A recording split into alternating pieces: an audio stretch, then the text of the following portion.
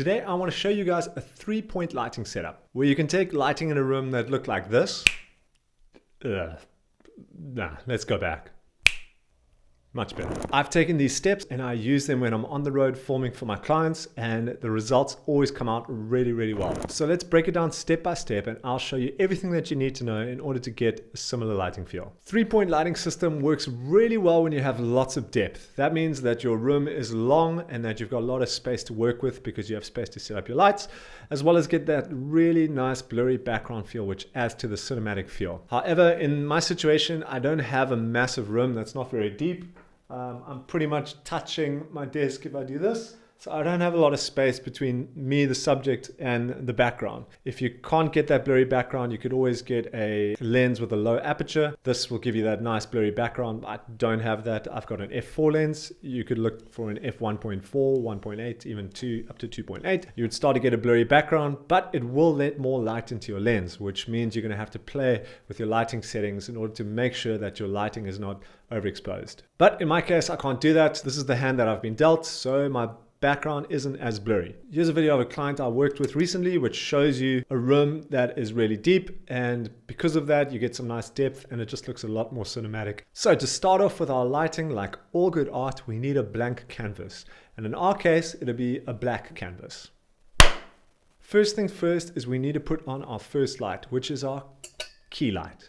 So your key light is your main light, which is going to light up your subject. So the best placement for your key light is at a 45-degree angle to your subject. So if I'm looking directly at the camera at 45 degrees to my right or to my left, that's where I'm going to place my key light. What you want to do is you want to place it nice and high above your subject and have the light shining down on their face. You do this in order to create shadows and contrast on the face. I have a lot of light on this side, and on this side it's not as bright and I have a few shadows. What you really want to get to is something called Rembrandt lighting, which if I've done a good job with my lighting, it'll create a little triangle just underneath my cheek on the opposite side, the dark side of my face. And looking at my camera, I think I've done a pretty good job of that. You also don't want it too bright, so play around with your settings just to make sure that it's not an overpowering light. What you also want to do is put a softbox on that baby, because you do not want hard light on your face. You want something called soft light. Soft light is light that has gone through diffusion. I have a lantern on top of my light. Let me just turn this so you guys can see.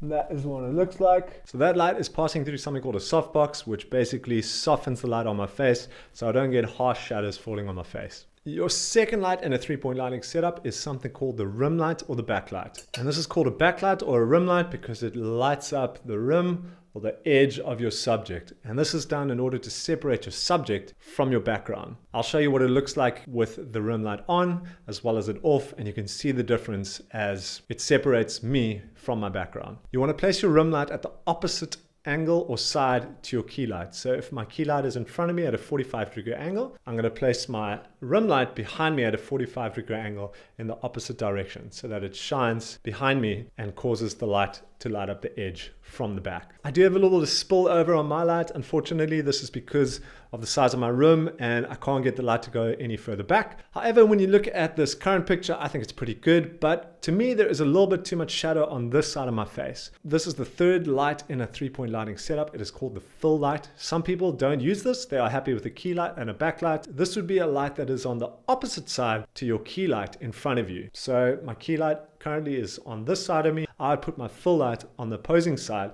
to light up the dark side of my face. You don't have to buy a light. You don't have to have 3 lights in this instance. You could have 2 lights and use something called a reflector, and that's what I use all the time. Mine looks like this. There. And all it's going to do, it's going to reflect the light shining down from the key light. It's going to bounce off there and onto my face. I'm going to put it off to the side. And now you can see how it changes the dark side of my face. But this is what the fill light, or in my instance a reflector, looks like. And this is with it off. And you can see the difference. So again, you don't have to spend lots of money on buying a full light. You can just get that thing for however many bucks. I have all these items linked in the description if you guys want to check them out. And then the last light that you'll use, this is outside of the 3-point lighting system, but it always helps in order to make your scene look good, is background lighting. So this is what mine looks like. And that's my setup. So we got my background lights behind me. I have a tube light on either side of me, just lighting up the background with two contrasting colors in order to just give it a little bit of variety and make the background look good. And these background lights can be anything you want. They can be color. You could have them white, having a more natural light, a cool light, a warm light, all depending on the look and feel that you're going for. So play around with these background lights. Special mention is that you can also use something called practical lights. I don't have any practical lights behind me. I just have my background lights, but there are many YouTubers, many people who use practical lights. These would be things like lamps, specially designed lights that people put in the background in order to add a little bit of color or contrast or make areas pop in the background. I'll put up some pictures so you guys can see, or just some images of YouTubers or people who use practical lights in order to make their background pop. For my key light and my backlight, I use the Godox SL60W. I do have videos that I've made about them, reviewing them on my channel. I think they're great lights for anyone who's starting out. They're an entry-level price for lights that you can use in a very professional setting. And then for my tube lights, I use something called the Godox TL60 tubes. They come in a pack of 2. I also have videos where I've reviewed them. I think they're amazing tube lights. I use these lights on the road to film clients as well as do my YouTube videos. I think they really do punch above their weight in order for someone who's just starting out, getting into videos and lighting, who wants to buy cheaper lights that will do the job in a small studio setting or in a professional setting. I would love to hear your thoughts. Tell me what you guys think. Let me know in the comments. Leave a comment below. Otherwise, smash the like button, subscribe to the channel. I'd really appreciate it, guys. I'll see you in my next video. Peace out.